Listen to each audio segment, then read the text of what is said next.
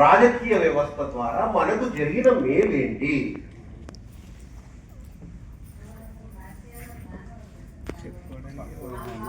రానియకుండా పోతాం కదా.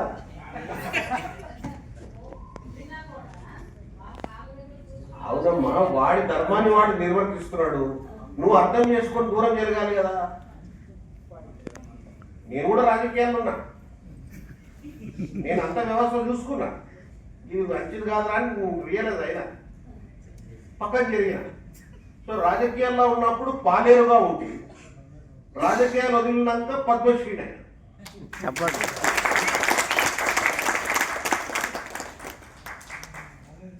అర్థమైనా?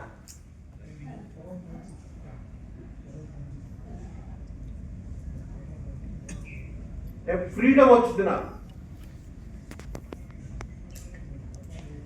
రాజకీయాల్లో ఉంటే ఒకే పార్టీకి ఒకే నాయకుడికి కట్టుబడి ఉండాలి, లేకపోతే అది నచ్చకపోతే ఇంకో పార్టీకి పోవాలి, మళ్ళీ ఆడ కూడా అదే పరిస్థితి. కానీ ఇప్పుడు మా డిక్కీ ప్లాట్ఫామ్ ఏదైతే ఉందో దీనివల్ల ఎవరు వచ్చినా పోయినా గెలిచినా ఓడినా మాకు సంబంధం లేని అంశం.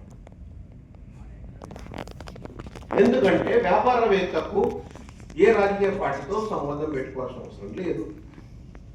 అధికారంలో ఉన్న ప్రతి ఒక్కరితో మంచి సంబంధాలు మెయింటైన్ చేసుకోవడమే అతి ఉత్తమమైన మార్గం. 5 సంవత్సరాలు అధికారంలో ఉంటే అధికారం ఉండి మళ్ళీ 10 సంవత్సరాల పాటు అధికారానికి దూరంగా ఉంటే మనకు కూడా దూరంగా ఉండడం, అది కాదు వ్యవస్థ. అందుకే డిక్కీని ఒక నాన్ పొలిటికల్ ప్లాట్ఫామ్ కింద చేయడంతో చాలా మంది రాజకీయ నాయకులు డిక్కీలో